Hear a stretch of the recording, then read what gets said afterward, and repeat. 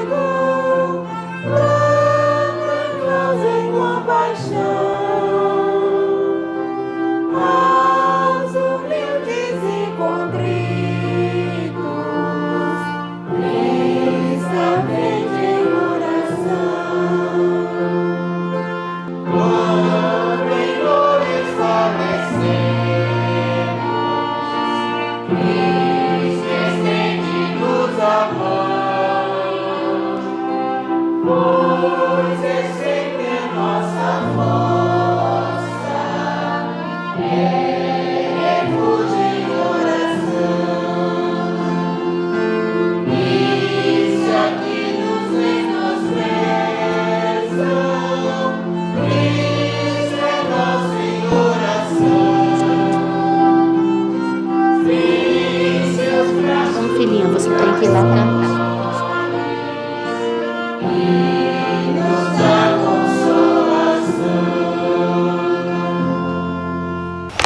Amém. Que bom é louvar o Senhor, né? Sim, nos dá uma maravilhoso. paz no nosso coração. E realmente nós não sabemos quando Cristo vai voltar. Embora os sinais tenham apontado a volta de Cristo, mas nós temos que estar preparados, né, bem? Preparados. Igual a Bíblia fala que ele vem repentinamente como um ladrão. Isso mesmo. E agora nós vamos fazer o quê? Recitar o nosso verso, que cada dia nós falamos que se encontra em Filipenses 1, do 27 ao 29. Isso mesmo. Então vamos contar até 3 para nós recitarmos? Vamos. Você pode fazer essa contagem? 1, 2, 3. Filipenses 1, do 27 ao 29. Somente deveis portar-vos dignamente, conforme o Evangelho de Cristo, para que quer vá e vos veja, quer que esteja ausente, ouça acerca de vós que estáis no mesmo Espírito, combatendo juntamente com o mesmo ânimo, pela fé do Evangelho. E em nada vos espanteis dos que resistem, o que para eles, na verdade, é indício de perdição, mas para vós de salvação. E isso de Deus, porque a vós vos foi concedido, em relação a Cristo, não somente crer nele, como também padecer por ele. Filipenses 1, do 27 ao 29. Filipenses 1, do 27 ao 29. Somente deveis portar-vos dignamente, conforme o Evangelho de Cristo, para que, quer vá e vos veja, quer que esteja ausente, ouça acerca de vós, que estáis no mesmo Espírito, combatendo juntamente com o mesmo ânimo, pela fé do Evangelho. E em nada vos espanteis dos que resistem, o que para eles, na verdade, é indício de perdição, mas para vós de salvação. E isso de Deus, porque a vós vos foi concedido, em relação a Cristo, não somente crer nele, como também padecer por ele. Filipenses 1, do 27 ao 29. Filipenses 1, do 27 ao 29. Somente deveis portar-vos dignamente, conforme o Evangelho de Cristo, para que, quer vá e vos veja, quer que esteja ausente, ouça acerca de vós, que estáis no mesmo Espírito, combatendo juntamente com o mesmo ânimo, pela fé do Evangelho. E em nada vos espanteis dos que resistem, porque para eles, na verdade, é indício de perdição, mas para vós de salvação, e isto de Deus, porque a vós vos foi concedido, em relação a Cristo, não somente crer nele, como também padecer por ele. Filipenses 1, do 27 ao 29. Amém. E que bom é falar os versinhos, não é verdade? Porque ele enche o nosso coração. E agora nós vamos despedir do pessoal, mas eles vão continuar aqui para estudar a palavra de Deus, e nós também, né? Que o Senhor Jesus Cristo te abençoe e que esse dia seja muito feliz. Que nós possamos colaborar para esse dia estar feliz, né, bem? Sim. Então dá um tchauzinho pro pessoal. Tchau, fique com Deus e fique com o nosso estudo, que Deus te abençoe. Amém. Já que eu vi que vocês fizeram em duas partes, a primeira parte bíblica e a segunda do livro, eu disse, Carol, você vai me ajudar com a primeira parte da Bíblia. Hoje no ano bíblico, três capítulos muito importantes para a história e para a profecia. O primeiro é Isaías 14, vamos estudar 14, 15 e 16. No estudo passado, nós vimos com Joshua e as meninas que nós estamos vendo a queda, da profecia da queda de Babilônia. E o 14 continua com a queda desse reino. E na verdade os capítulos consequentes são isso. É Deus dizendo, a Síria vai cair, Moabe vai cair, os filisteus vão cair, mas tem um reino que permanece. Tem um detalhe muito bonito que quando eu estava lendo na minha Bíblia, eu tinha marcado aqui, não está que estou na Bíblia de Amanda, mas eu lembro uma vez, nós estávamos no Rio de Janeiro, e uma amiga comentou isso. Tinha um irmão que ele não tinha muitos dons, mas ele gostava muito de pregar. E quarta-feira normalmente colocam aqueles que não são muito bons em pregar, porque tem pouquinha gente, então eles podem ser mais na quarta. E ele abriu o livro Gênesis em genealogia. E ele começou. E Sete gerou não sei quem, e aí essa amiga que estava comentando a história, ela falou, e eu convidei meu namorado esse dia, a primeira vez que ele entra na igreja, e logo esse irmão, e ele ficou falando um monte de nomes. E para ela foi uma decepção. Mas para ele, quando ele saiu, ele disse, nossa, Deus se preocupa com cada detalhe, com cada um de nós, que ele se preocupou de nomear pessoa por pessoa. Será que ele se preocupa comigo? E em Isaías 14 ele disse, para os ímpios, a destruição e a sua herança não vai ter lembrança. Mas para os que são da semente de Davi, nós teremos. Sempre vai ter um remanescente. Eu achei muito bonito isso, porque nós deveríamos estar lutando com Cristo, não contra Ele, mas com Ele, para nós fazermos parte também dessa herança. Nesse trechinho do capítulo 14 de Isaías aparece um dos textos chave para a gente compreender o grande conflito. Tem dois textos chave para a gente compreender o grande conflito. Um deles está em Ezequiel 28. A gente não precisa entrar nesse texto agora. Ezequiel 28 fala do perfeito eras dos teus caminhos, desde que foste criado, até que se achou iniquidade em ti. Fala de Lúcifer, como eram as coisas lá no céu. Isaías 14, de 12 a 14, dá uma ideia do porquê, o porquê exatamente a gente não tem. Mas a gente tem um vislumbre do que estava acontecendo no coraçãozinho de Lúcifer quando ele decidiu se rebelar contra Deus. É interessante, nós quando estávamos conversando sobre isto, a gente vê que a Bíblia nos dá a parte micro, que era aquele reino de Babilônia nesse instante, mas também nos dá o vislumbre macro, desse grande conflito entre o bem e o mal, que começa no céu. Eu acho que esse é o primeiro verso que a gente deveria estudar quando começa a estudar sobre essa linha do tempo. E Deus começa a fazer uso da Babilônia agora, não só a Babilônia literal, mas ele pega a Babilônia como uma representação da maldade, do pecado, da impiedade, e ele abre e amplia o espectro e diz, o originador disso tudo, olha como tudo isso começou. Algumas profecias você analisa na visão micro e de repente elas ampliam para a visão macro. Uma muito conhecida que a gente gosta de usar nos nossos estudos é Mateus 24. Né? O que vai acontecer com Jerusalém? Os discípulos perguntam. E como será no tempo do fim? E Jesus responde, Jerusalém ali, e daqui a pouco ele responde o tempo do fim também. Aqui a gente tem algo semelhante falando do mal. E nesse trecho de Isaías 14, de 12 a 14, nós lemos o quê?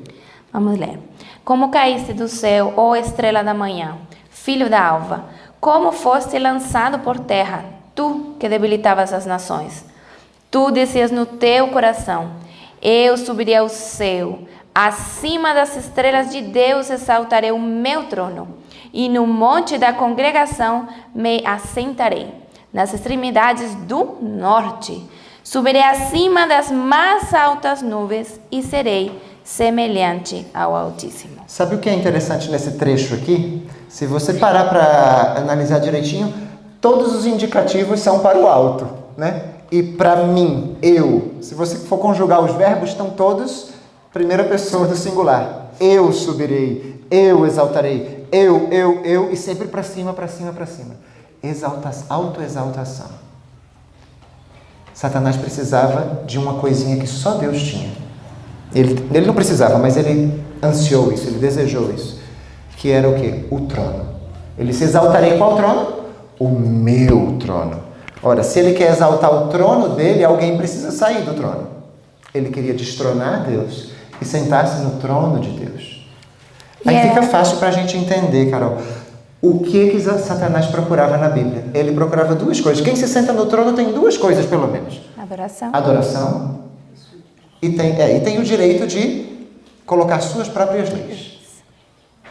Satanás queria mudar as leis, ele não cuidaria em mudar os tempos e as leis. Ele tá no seu trono, ele quer adoração.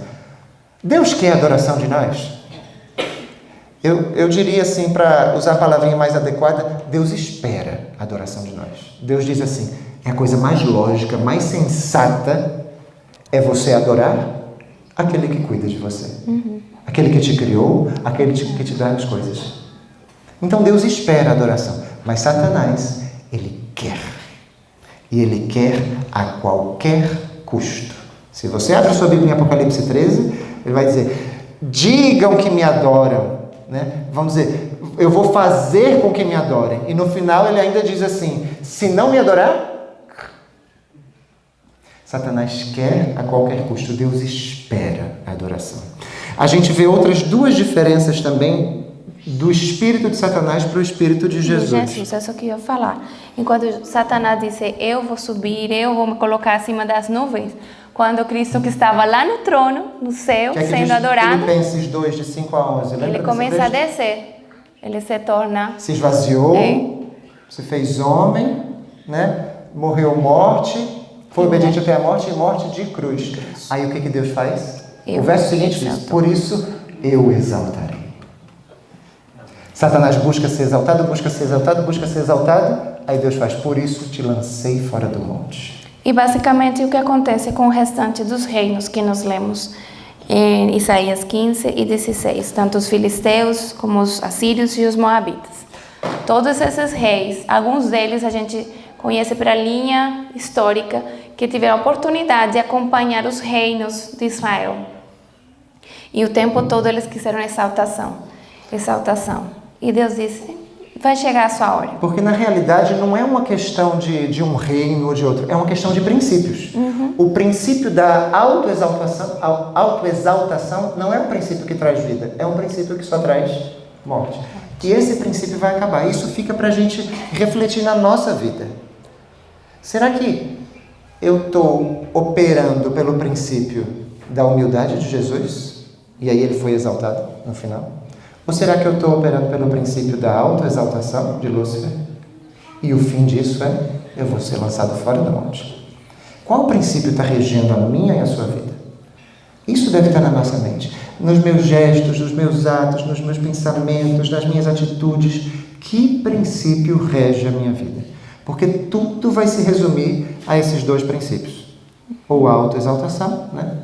Ou a submissão, a humildade, o trilhar que Jesus trilhou. Dentro de nossas esferas de influência nós temos poder.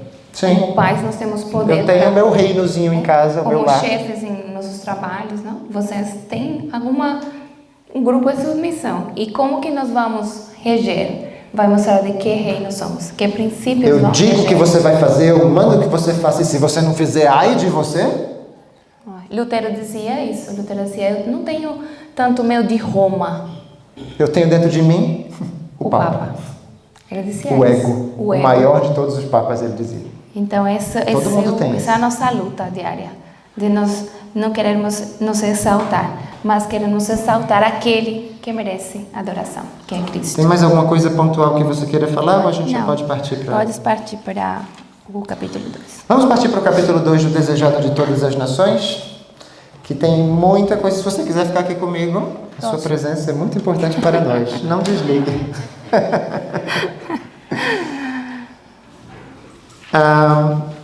Deus escolheu um povo. A gente começou hoje, eu também estou muito animado porque eu comecei o livro Desejado já há algum tempo e andei alguns capítulos, mas confesso que eu não terminei ele.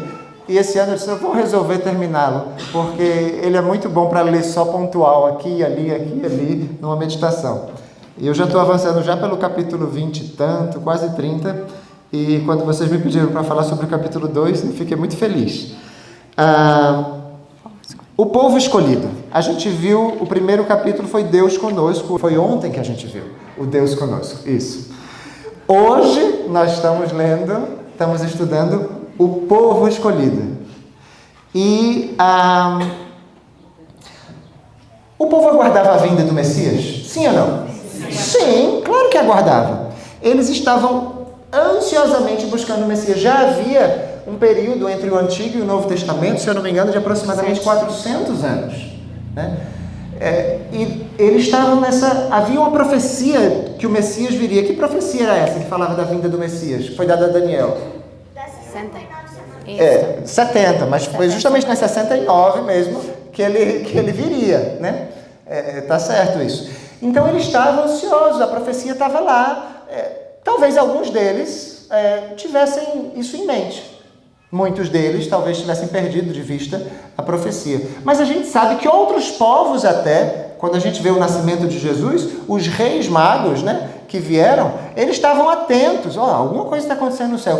As escrituras hebraicas dizem alguma coisa sobre essa estrela. Eles estavam atentos. Até os gentios sabiam da vinda de um Messias, pelas escrituras hebraicas.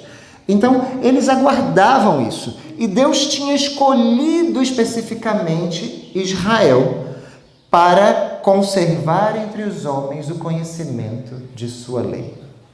Deus tinha escolhido um povo para dizer, por meio desse povo, as pessoas vão conhecer os votos matrimoniais. Né? Que eu te amo na saúde e na doença, que eu te amo na alegria e na tristeza, que eu te amo na riqueza e na pobreza. Os outros povos vão conhecer. E em realidade nós vemos isso nessa aliança, nós também estamos estudando. Que nessa aliança que o povo tinha com Deus, muitos povos e muitos estrangeiros, ontem nós vimos Mateus 1 também, não? Na genealogia de Cristo, tinha mulheres de outros povos, moabitas, Raabe também, que era dos cananeus, e eles aceitaram esse Deus. Eles ouviram sobre as grandezas, as maravilhas que esse Deus fazia, e eles aceitaram fazer parte desse povo. E até em Isaías a gente viu isso. Isaías dizia que aqueles que se refugiassem em Sião, eles achariam refúgio. O grande propósito de Deus com esse povo era revelar Deus aos homens. Vocês agora vão ser uma revelação minha. Vocês serão, como diz Isaías, minhas testemunhas. Vós sereis minhas testemunhas. Deus tinha um propósito. Por meio de vocês, o povo vai me conhecer. Mas houve um problema aí. Isso era o que eles deveriam fazer. Por que eles não o fizeram? Quem me ajuda? Eu vou dizer onde está a resposta aí e vocês podem soprar aí. Primeiro parágrafo da página 28. Pelo menos no meu livro é a página 28. Por que eles não o fizeram? Por que eles não conseguiram, de maneira plena, como uma grande nação? A gente vai ver que pontualmente aqui e ali eles conseguiram. Mas de maneira plena, como uma grande nação, por que eles não o fizeram? O que é que diz o primeiro parágrafo?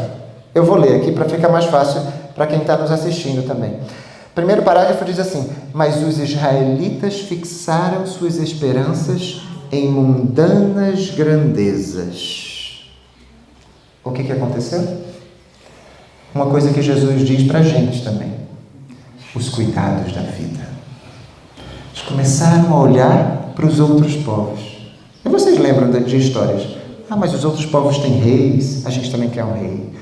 Entendeu? Eles queriam o quê? O que a gente falou em Isaías? Eles queriam o quê? Exaltação. A gente quer ser reconhecido como superior. Qual é o fim daquele que se exalta? Lançar-te fora do monte. Eles queriam essa autoexaltação. Por que eles não conseguiram?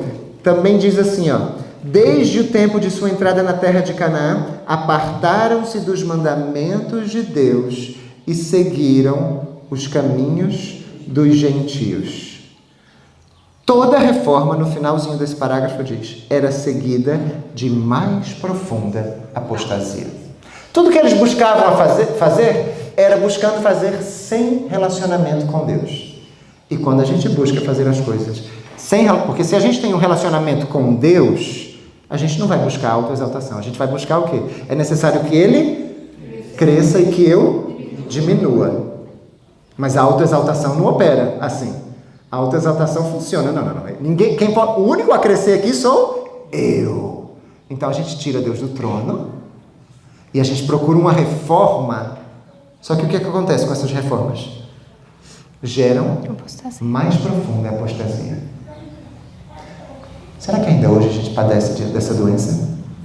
Procurar reformas sem Deus e gerando cada vez mais profundas apostasias? A gente se esquece, nós temos como igreja estudo de reavivamento e reforma. As reformas que vêm por consequência de um reavivamento são reformas que saudáveis, vão perseverar, e vão ser realmente reais. Mas aqueles que querem fazer somente, eu vou me reformar exteriormente, porque eu entendi aqui na minha cabeça que eu tenho que usar assim, que eu vou comer assim, que eu tenho... Mas se você não entende aquele Deus que está te pedindo isso não vai durar muito. Muito importante você ter tocado nesse assunto, porque nós corremos o risco de fazer a troca, a inversão dos papéis. Diz reavivamento e reforma. A gente pensa que é reforma que vai trazer o reavivamento. E é exatamente o contrário. A reforma que espera trazer o reavivamento causa o que aconteceu com os israelitas no passado, que eles então se autorrecluíram.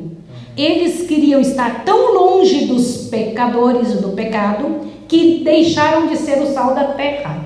Isso me impressionou demais. Olha, a gente ano após ano lê isso aqui, né? Só que cada vez a gente toma um susto. E eu me impressionei com esta parte, que eles esperavam sem relacionamento, como você disse, Rander, esperavam sem relacionamento, conseguiu o resultado que eles sabiam que podia ter, mas sem relacionamento. Olha o que diz aqui, ó, olha só. O parágrafo começa, mediante o cativeiro de Babilônia. Acharam esse parágrafo? Eu não sei em que página está no de vocês. Mediante o cativeiro de Babilônia. É o último parágrafo. Isso aqui me impressionou demais. Olhem só. Gente, presta atenção. Mediante o cativeiro de Babilônia, os israelitas foram realmente curados do culto das imagens de escultura. Aleluia! No entanto, presta atenção agora.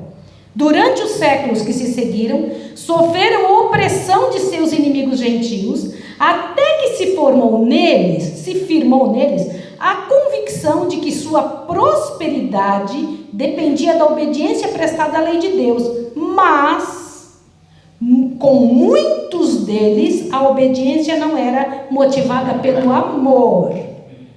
Tinha um motivo egoísta. Prestavam a Deus um serviço exterior como meio de atingir a grandeza nacional. Está aí, ó. Agora continua. Não se tornaram a luz do mundo, mas excluíram-se do mundo a fim de fugir à tentação da idolatria. Olha como o diabo é esperto. Espera aí que eu vou fazer vocês caírem pela idolatria. Agora eu faço vocês caírem pelo extremo do outro lado. Agora a parte pior. Olha só. Nas instruções dadas a Moisés, Deus estabeleceu restrições à associação deles com os idólatras. Esses ensinos, porém, haviam sido mal interpretados. Visavam preservá-los contra as práticas dos gentios, mas foram usados para estabelecer o quê? Uma parede de separação entre Israel e todas as outras nações que eles deviam ser luz. Todas as outras nações que eles deveriam ser...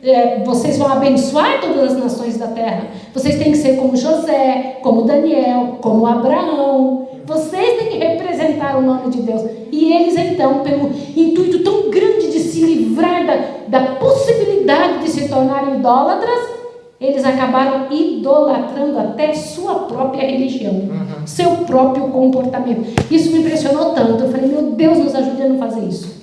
O que você falou, Maísa, me fez lembrar de por que eles fizeram isso. A gente viu os cuidados do mundo, olhando para os outros povos, tentavam fugir da idolatria, mas passaram a se conformar com ela e começaram a colocar a idolatria dentro dos próprios cultos deles. Eles tinham que ser luz para o mundo, mas criaram uma barreira de separação. E agora? Será que Deus conseguiria cumprir seu propósito mesmo assim? Sabia que o propósito de Deus sempre se cumpre? O propósito de Deus sempre se cumpre. Ainda que ele tenha que peregrinar com a gente 40 anos pelo deserto. Não era o plano original, mas o propósito dele vai se cumprir. Como nação, vocês lembram na profecia de Jeremias, que Babilônia viria e Deus disse, vocês estão muito idólatras, não resistam aos ataques de Babilônia, se entreguem. E o que é que o povo dizia? Não, imagina, de maneira, a gente vai guerrear. Não sobrou pedra sobre pedra. O propósito de Deus é aquele que o povo revelasse Deus para o mundo. Mas o que foi que aconteceu? Como nação, eles falharam ali, naquela situação de Jeremias, mas Deus tinha Daniel e 3 amigos. E quando Nabucodonosor reconheceu que Daniel era um profeta do Deus verdadeiro, ele lançou um decreto, e o mundo então conhecido não tomou conhecimento do Deus verdadeiro, sim ou não? Sim.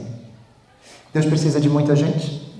Deus precisa de pessoas dispostas, comprometidas. E o propósito dele, que não se cumpre em tempos fáceis, se cumpre às vezes, se cumpre nas adversidades.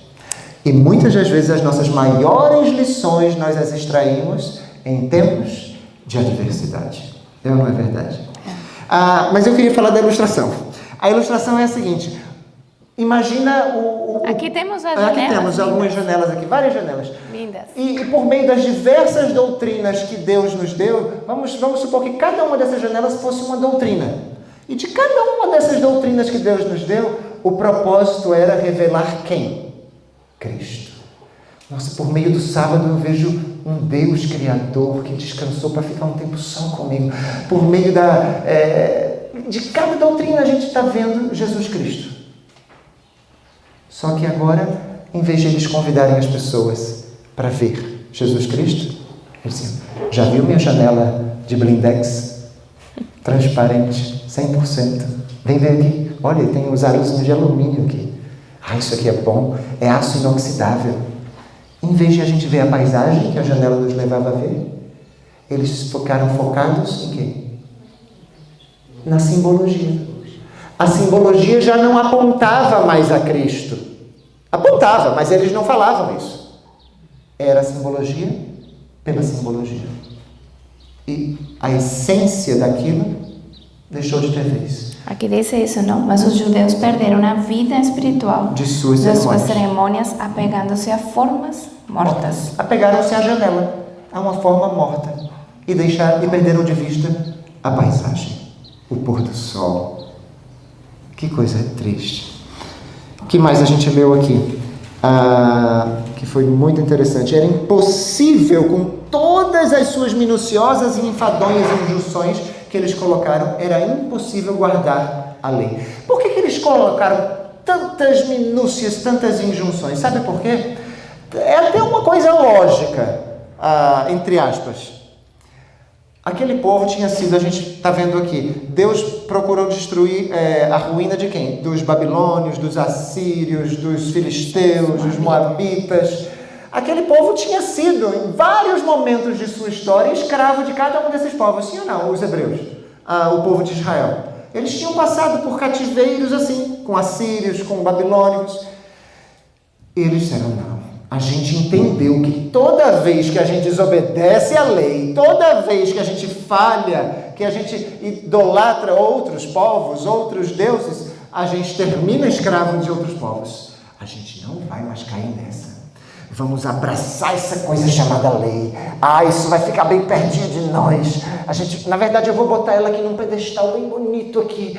E vou botar muita proteção ao redor dessa lei. E vou botar um monte de normas ao redor dessa lei. Como o céu. E a gente vai idolatrar essa lei. Mas a gente não vai ser escravo de novo, não. Tanto que num diálogo com Jesus, em João capítulo 8, Jesus disse: vocês sempre foram escravos. Nós nunca fomos escravos. Pega a história de Israel, eles sempre foram escravos, né?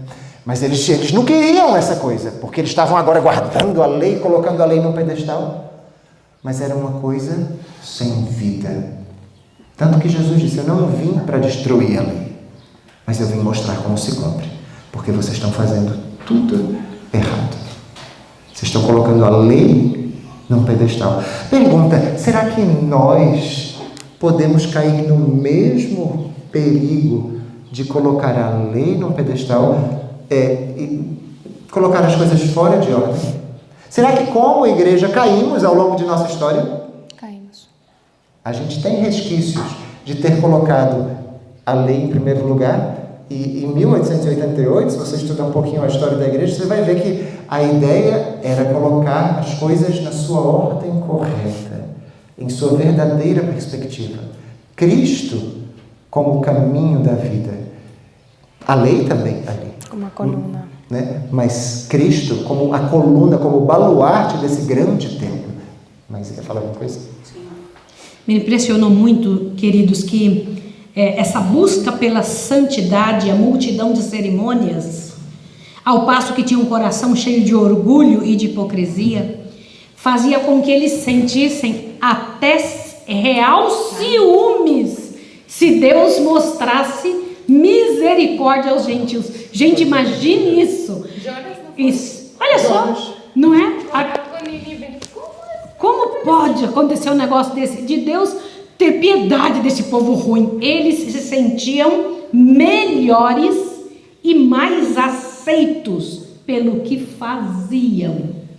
Eles faziam o certo, cumpriam todos os detalhes e as minúcias todas da lei, e isso fazia com que eles se sentissem merecedores, e achando que aqueles que não estavam fazendo não podiam receber a misericórdia de Deus de jeito nenhum. Imagina que coisa do inferno.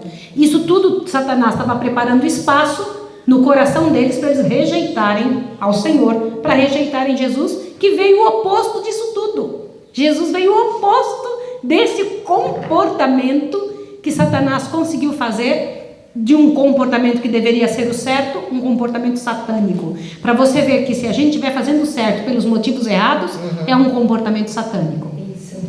Nós temos um sermão que se chama Melhores Promessas. É muito bonito entendermos isso da antiga e da nova aliança, porque isso pode fazer a diferença no seu relacionamento com Cristo.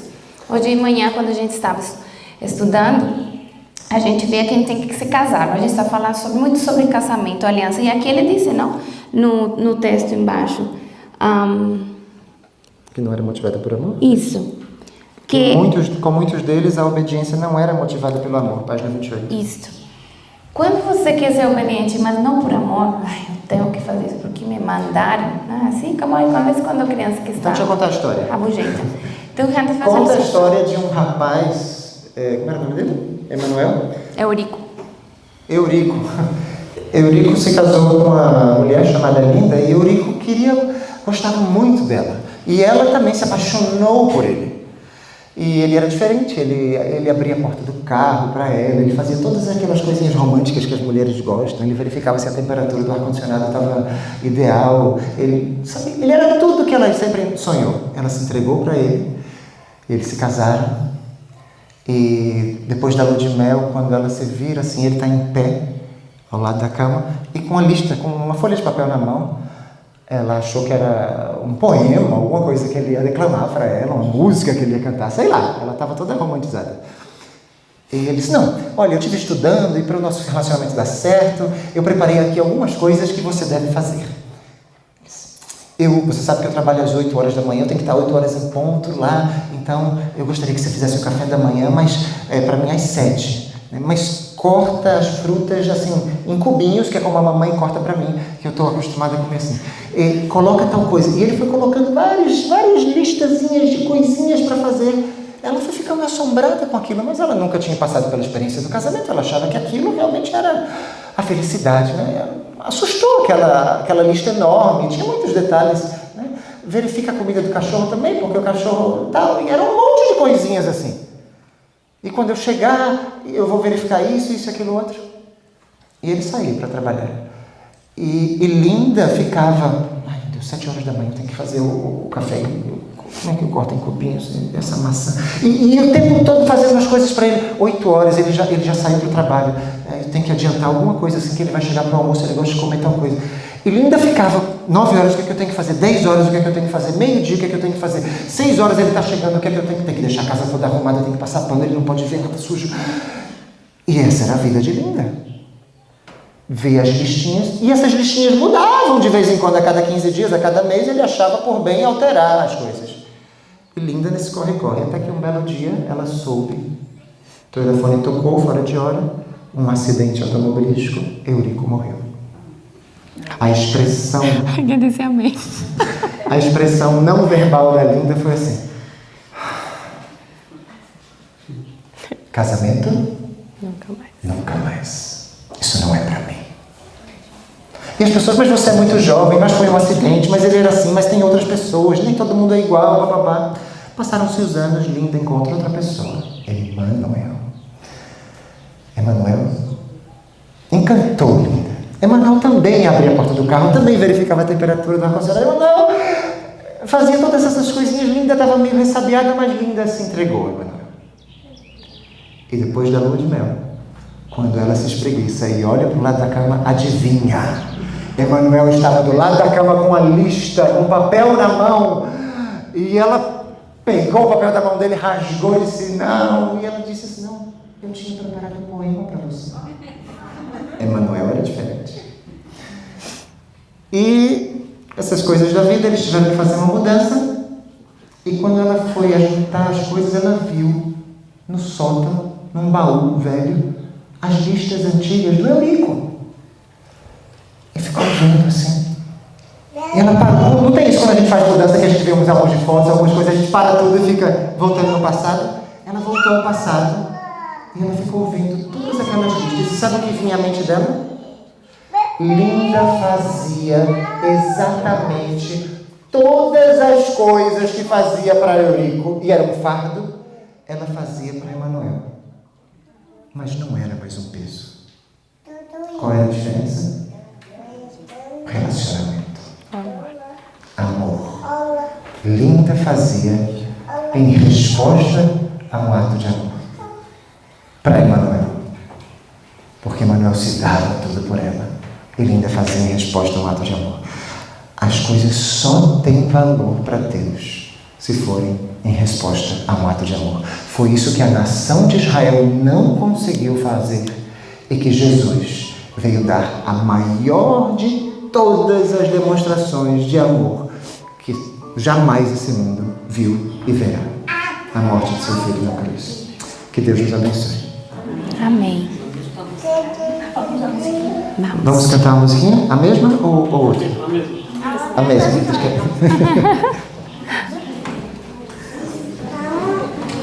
Vamos, porque pois se queixa, vem cantar. Vai lá, Suzy. Vai lá, Suzy. Porque pois... Ai, meu pai, desculpa, hein? Segura o microfone.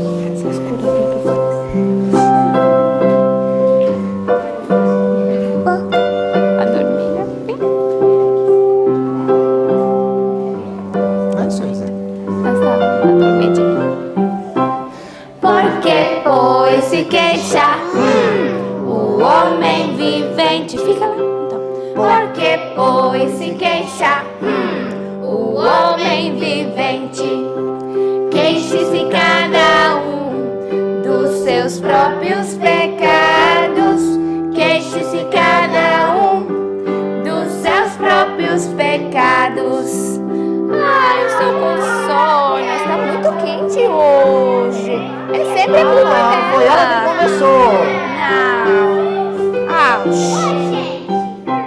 Porque pois se queixa o homem vivente. Porque pois se queixa o homem vivente. Queixe-se cada um dos seus próprios pecados. Queixe-se cada um dos seus próprios pecados. Livro de Lamentações 3:39. Senhor, não somente individualmente, mas como um povo, consigamos revelar o Teu caráter ao mundo. Amém, Senhor. Que não levantemos muros de separação nem barreiras, antes busquemos amar ao próximo como a nós mesmos, Senhor. Amém. Amando a Ti sobre todas as coisas, de todo o nosso coração, alma e mente. Nós Te agradecemos tudo isso em nome de Jesus. Amém. Amém, Senhor.